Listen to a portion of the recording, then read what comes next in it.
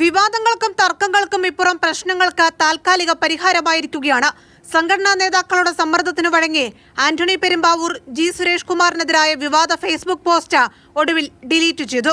FEUOK, film chamber, film producers association പ്രസിഡന്റുമാരുടെ സാന്നിധ്യത്തിൽ ഇന്ന് ചേർന്ന ഓൺലൈൻ ചർച്ചയിലാണ് ആന്റണി പെരുമ്പാവൂർ വിട്ടുവീഴ്ചയ്ക്ക് തയ്യാറായത്. എമ്പുരാന്റെ ബജറ്റ് കണക്കുകൾ ജി സുരേഷ് കുമാർ പുറത്തുവിട്ടതിന് പിന്നാലെ ഫെബ്രുവരി 13-നായിരുന്നു ആന്റണി പെരുമ്പാവൂരിന്റെ വിവാദ ഫേസ്ബുക്ക് പോസ്റ്റ്.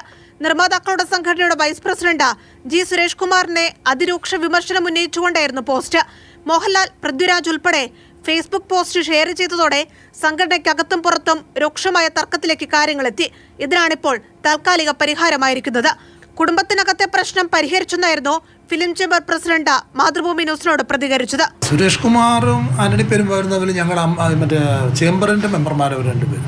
അപ്പോൾ ചേംബറിൻ്റെ മെമ്പർമാരായിട്ടുള്ള രണ്ടുപേരുണ്ടായിട്ടുള്ള ചെറിയൊരു അഭിപ്രായ വ്യത്യാസങ്ങളിൽ വന്ന സംസാരത്തിൽ വന്ന കാര്യങ്ങൾ, അത് ഞങ്ങളുടെ ഒരു കുടുംബത്തിലുണ്ടായ വിഷയം ഞങ്ങൾ സംസാരിച്ച് തീർത്തു. അത്രയുള്ള അതിനപ്പുറം വേറെ ഒന്നുമില്ല.